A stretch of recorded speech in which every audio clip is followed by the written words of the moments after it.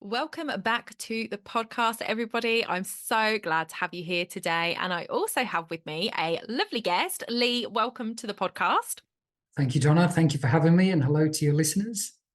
It's unusual for us to have guys on the podcast, I have to say. I would like more guys on the podcast, but they have been few and far between. So when I get a guy on the podcast, I'm always very excited to share because I do have male listeners, and I feel like sometimes they feel a little left out with all the female energy that comes out of this podcast. So thank you for coming on.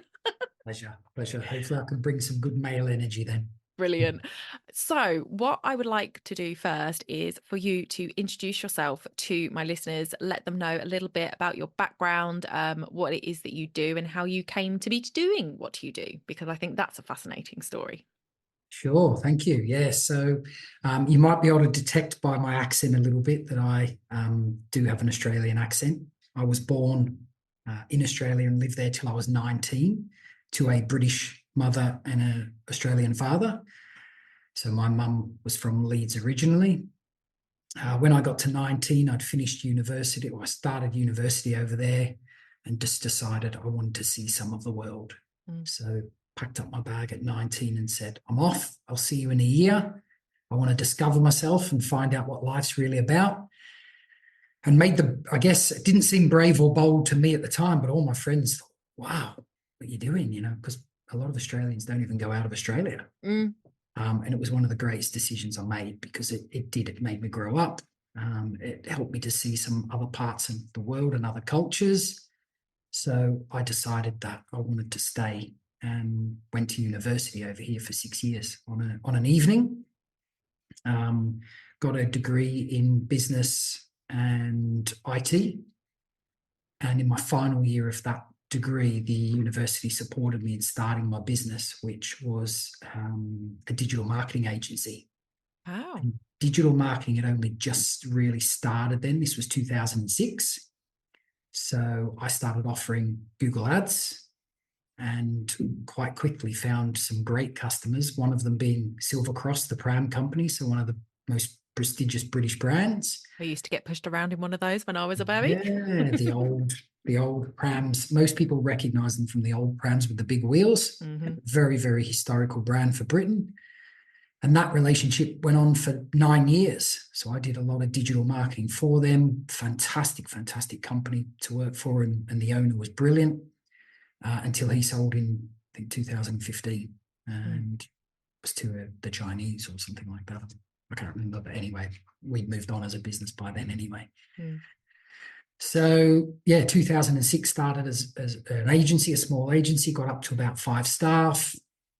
But then children came along and I was recognizing that I was working way too much and not being present and was basically copying what my dad had done. Again, my dad was a fantastic guy and still is a fantastic guy, but he worked hard. So we didn't spend a lot of time together and I didn't want that.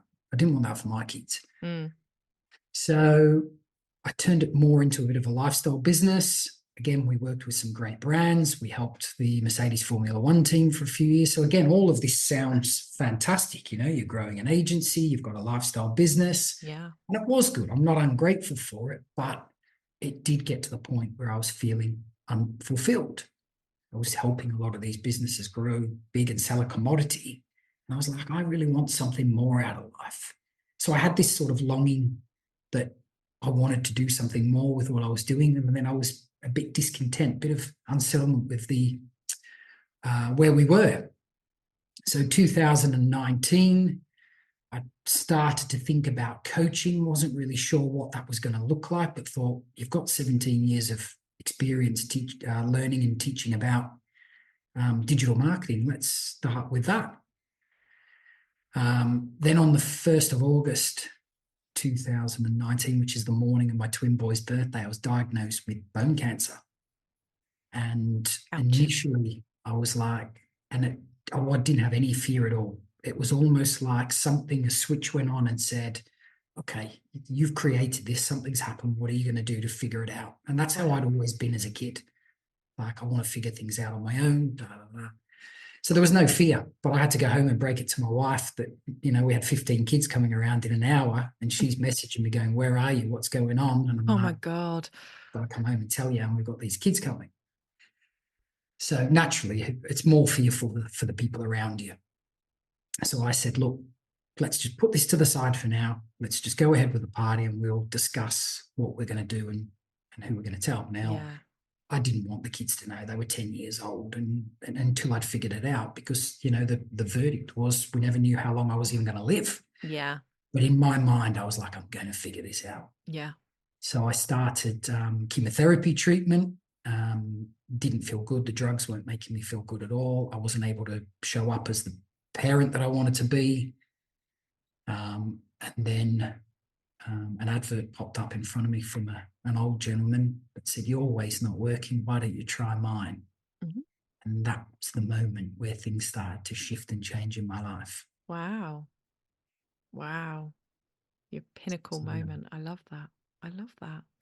And I think it's, well, first of all, I mean, you end there on quite a note for sure.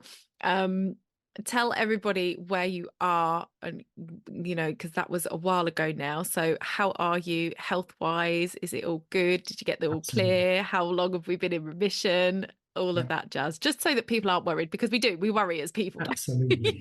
absolutely. So just to let everybody know, I'm absolutely fine. And I did get over it pretty quickly. Yeah, So fantastic. what happened with that guy, he became my mentor. His name was Bob Proctor. He'd helped people in the personal development industry for over 60 years. Yeah. And because I was looking, he popped up. Now, there's lots of people that do personal development or whatever, but for me, it was like I wanted someone who had some experience and could tell me some home truths that I probably needed to hear. Mm. So he became my mentor. He actually passed away at early 2022. He was 89, but he was coaching us up until a week before he passed. Oh, wow. Super, super guy. Yeah. There's lots of stuff about him online Yeah. and so forth. Great coach for me. And he said, look, Lee, he said, everything begins with your thoughts. You are thinking something that's manifesting in your body. So you've got a choice. You either be truthful about it and get to the core crux of it now. That'll help you get over it. Yeah. So from a kid, I'd always held things in. And like a lot of men do in Yeah. particular, we're very good at holding in our emotions. So I never knew how to deal with that emotion. Yeah. It didn't matter what I was doing. Let's say in business, I was doing something and it wasn't working. I'd project that everything was okay, but actually internally I was going, I failed there and I don't want people to know, and really holding it in my bones, if Yeah. you look back at it. Yeah. Yeah. And do that for Absolutely. 30 years, every single day, naturally your body becomes toxic and stressed or whatever. So the easy option for me to do was to continue with the treatment, but I'd lost two friends in the previous couple of years to going through chemotherapy and so forth. I thought, I don't want to do that. Mm. I want to have a look at a different way. So I stopped the drug after about a month. And my wife had said to me, "You're not enjoying this, are you?" I said, "No, not at all." I said, "I'm not." She goes, "Why don't you stop?" I said, "Well, actually, I stopped yesterday." She goes, "I know you, and I know you would have. However, I want you to, if it gets worse, that you'll go back." And I said, "Just let me go down this path. I believe in it." So I started to visualize what I wanted my life to look like. And when it all sort of kicked off, what was how I was playing football with my kids, but I just didn't have the energy to continue playing. So the new version or the new vision that I was looking at was seeing myself playing football with my kids and being healthy, seeing me and my wife walking at the beach with the dog and talking about our future plans for holidays and where we want to go. And at first, my life at that point didn't look anything like it. My Mm. business was challenging me. I wasn't able to do either of those things. I'd had a diagnosis that I didn't feel well. I was at the hospital every week having blood tests, and even still through that, I still felt pretty good, as in positive about it. But I didn't want to just have a positive mindset anymore. I wanted to be like, right, what actions do I need to take that actually shift this? Yeah. So doing the visualization, after about 2 months, I could start to feel a shift. And then after about 3 months, I went and had a blood test. So they gave me a blood test every 3 months. The first one, okay, things are starting to look good. The drugs are working. So I didn't tell them that I wasn't taking them. 3 months later, I go back for the second blood test, and they're like, unbelievable. The drug's working fantastic. you're in remission. So Wow. got something to tell you. I haven't been taking the drug. Eastern European lady, she was like, you don't know what you're doing. This is Have you your just looked at life. the blood test? But I'm very, very grateful to her and her team Yeah. because what they supported me through and took me through was amazing. I just chose not. And I didn't know if it was going to work or not. And I No. certainly didn't want them to judge me and say, hey, get back on it. However, it did.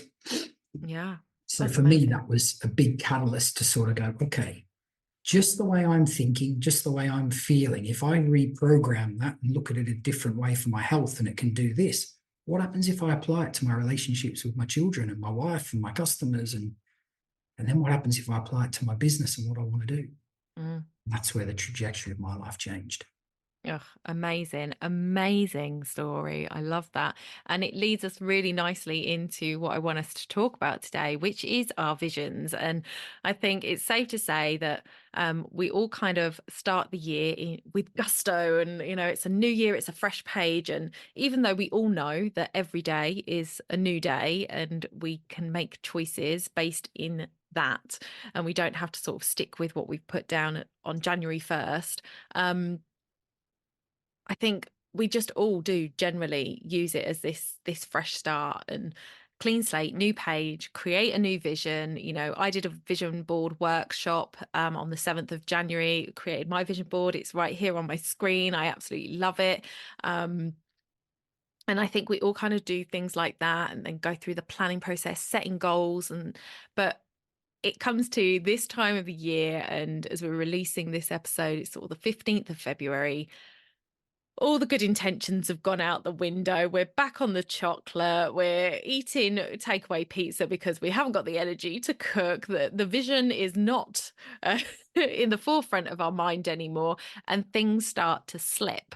So I would love to hear from you, somebody who has had some really powerful results from vision and creating that vision for yourself. How do we keep those visions sort of vibrant and, those goals in the forefront of our mind when things start to, time goes by and we fall back into old patterns? So what would you say for people about that? The first thing is to have the awareness of that pattern. Mm, So if you notice that you've written down something that you would love, yeah, first is to notice, okay, am I actually stopping doing that now? And you quite often see people do this with their health. mm, So the beauty about if it's a health goal or vision that you've got, there's only you that's in control of that. There's no other people involved. If it's a relationship or it's a business, there's other people. So that can be a bit more challenging. yeah. So for me, I noticed that in the past, I would have these dreams or visions, and then my old conditioning would come in and pull me back. However, I didn't know that's what it was doing at the time. It wasn't until I learned these skills. So what happens now is when you notice that you're starting to drift or not do it, what you've got to do is reconnect with that vision. So like you mentioned before, you've got that vision board there. So anytime that you start to feel, okay, today I'm not feeling it, go back and sit and look at that vision board. Now, some people like it visually. For me, I like to write it down, the power of writing it down and then listening to it on record.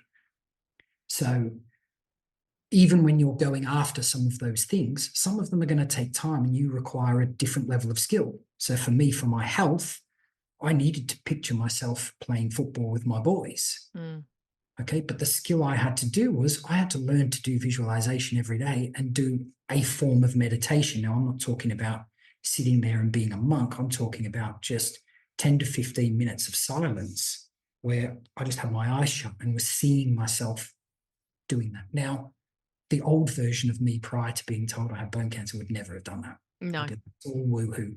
It's all woohoo. I don't need that. I'm a strong male. You just get up and you grind and work hard. Yeah.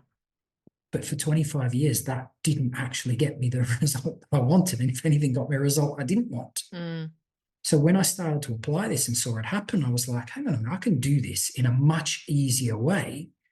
And actually, it's quite nice to sit and have these moments to just, what would I love? And that's the most powerful question you can ever ask yourself in any situation. So if you're challenged with your kids, Okay, stop. What would I love? Well, I'd love to have a relationship where I'm more calm and less reactive. Okay, it's your responsibility then, because the kids are copying you. If it's your business, what would you love your business to look like? Who do I want to serve? Do I want to grow a podcast? Okay, what type of people do I want to listen to this podcast, and what do I want it to look like? Okay, now what steps can I take to make that happen? Mm. And again, as you find, because you're going to, your old conditioning will always try to pull you back to where it's safe. Just pause at that moment, reconnect with that vision, whether it's written down or it's a vision board.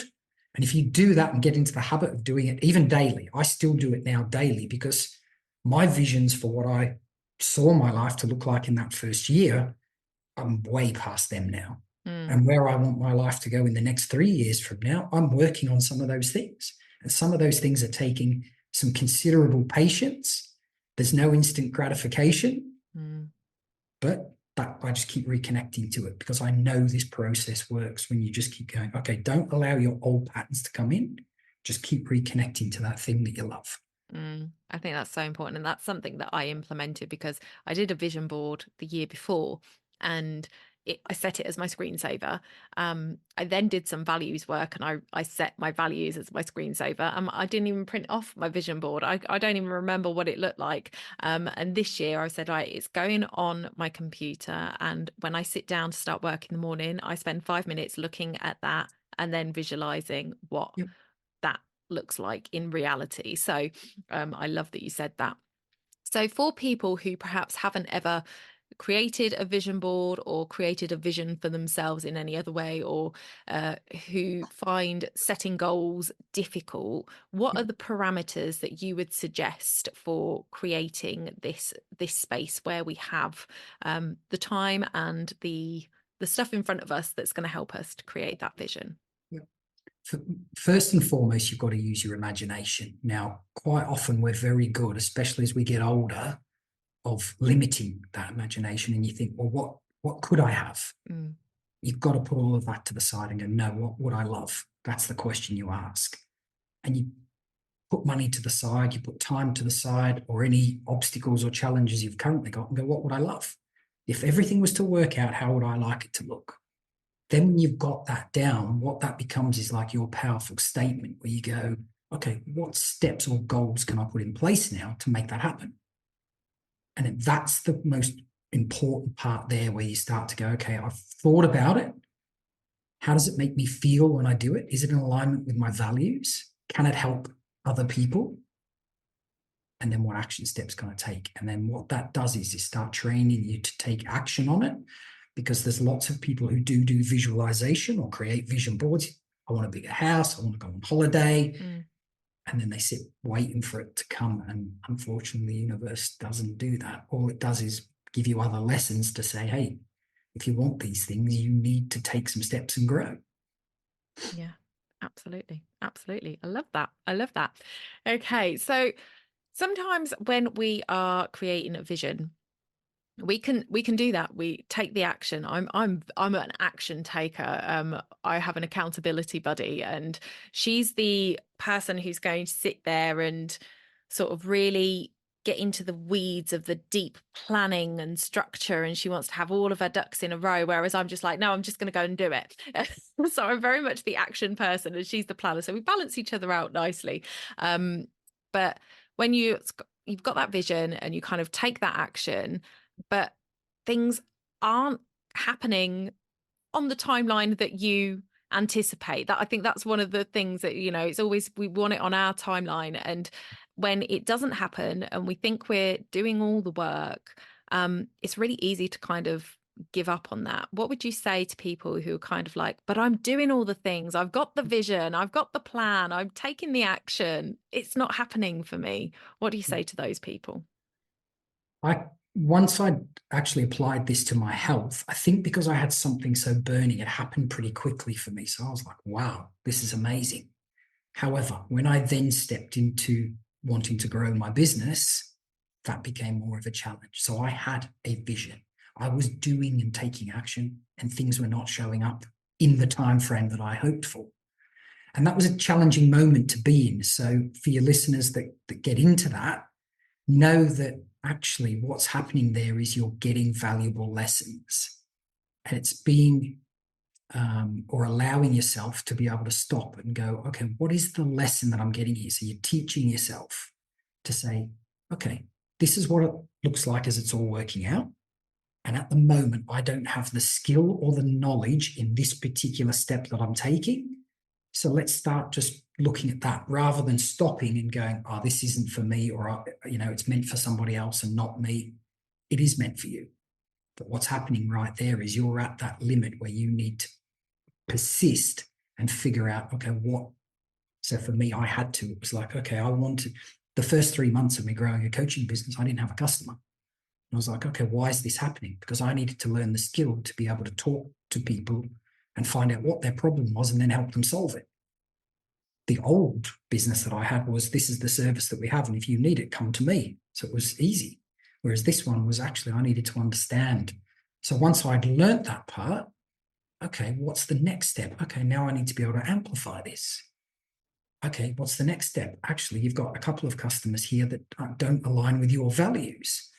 Okay, now I've got some values and some standards and the types of people that I like to help that align with me. Doesn't mean the ones that don't have the values aren't, they're probably better for somebody else.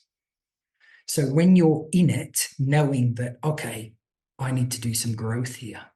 And the thing that I like to do is go, okay, if this took me 3 years, what steps could I take today? And that takes the pressure off, because a lot of people, like you said, want to have it by tomorrow or by Yeah. the end of next week or by the end of the month. And sometimes you can have that vision or that goal and miss. I missed one by a year, but actually I look back at that and go, that was the year I grew the most. So I'm grateful for that lesson. When I was in it, I'm not going to, tell you that I enjoyed it, but I stopped every day and sort of went, this is what it looks like. And actually, I'm doing the same thing right now. And even you growing your podcast, you're doing the same thing. Yeah. If you want to help more people, you have to go through these levels of growth. Yeah. Can it be uncomfortable? Yeah, but you can make it really uncomfortable and not enjoy it, or look at the lessons and go, great. And again, the old version of me didn't. I didn't want to fail. Yeah. Yeah. Oh, failure is not an option for so many people. Oh, it's just such a good outlook on life. And I think, especially at this time of year when people are kind of maybe waning on their New Year's resolutions and plans that they had, it's a good one to bring us back to that vision and that bigger plan that we have for ourselves. So thank you so much for sharing that with us. So before we go, I would love it if you could tell people a little bit about how you work and how people could work with you. Yeah. So right now I'm coaching a lot of business owners. So if you have a business and you're trying to expand that, I use a lot of the skills from my days of growing businesses like Silvercross, Mercedes, so forth, and just helping you not only focus on the tasks that you can do for your business, but also the tasks you can do for yourself. Because I know I got stuck at that point of always doing things for the business, but not actually looking after the things that are in line with my value. So I want everybody to have a vision for what their life looks like. And then we look at how do we execute that. Best places, just follow me on social media first. LinkedIn, YouTube, Instagram. I post videos. It's more for people to get to know, like, and trust about what I'm doing. And then if at that point you want to step over and learn some more, you can. Otherwise, keep consuming the videos and learn from those. So, my objective is just to share this information with as many people as I can. Yeah. So, I've even started writing a book now, which would never, and that will be my legacy, and it'll be from the stories from the people that we help. Yeah. Brilliant. Okay. I will make sure that all these socials are linked in the show notes, guys, so that you can go over and follow him. Just so you know, Twinkle has now come and sat on my lap. So my listeners are used to Twinkle being around in the background. Usually the mic doesn't pick her up too much, but sometimes she can be a little bit loud. So Just a warning. So before we wrap up, I have a quick fire round that I do with my guests to help us get to know you a little bit more, uncover Mm. some interesting facts. So first of all, I would love to ask you, what is your book that has made the biggest impact on your life thus far? The Power of the Subconscious Mind by Mm, Joseph Murphy. It's the first book I read, which really helped me start to understand these principles. mm. And it's very, very easy to digest. And it's actually the one I give as a gift to people because, as a starting point, it is brilliant. It covers all areas of life, and you can apply the principles into your own life just by reading the notes. Yeah. Brilliant, brilliant book. Brilliant. It sounds fantastic. The subconscious mind is something that came into my world last year in a big way with me doing the values work with my vitality coach. So yeah, the power of the subconscious mind, it's amazing. So Mm. that's a great book. I will link that for you guys in the show notes as usual. What is your favorite go-to snack when you're in a hurry? We could tell a The one I lot about a like to go person. to the most is mango, blueberries, and red grapes because I always enjoy it. But sometimes I find myself grabbing the stuff that I shouldn't be grabbing. But yeah, that's Don't we definitely all? my favorite. Don't we all?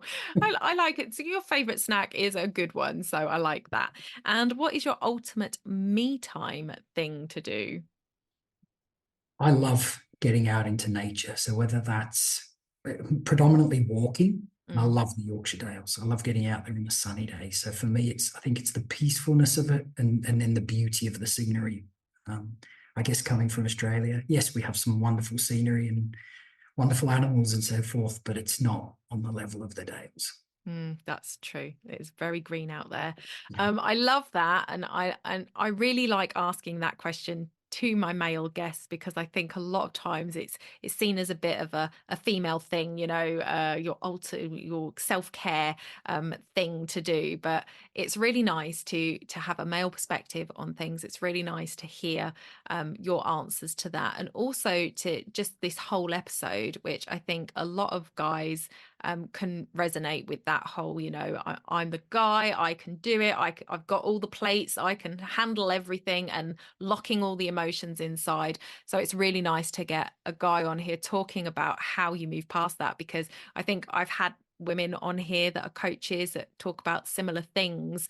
But often you need to hear it from somebody who knows where you're coming from. And I think a lot of guys kind of go, no, they're talking about that woo woo stuff again, and it doesn't hit as well as it can when it comes from somebody who's just as much of a guy as you are. So I really appreciate your thoughts and perspectives today, Lee. Thank you so much for joining me.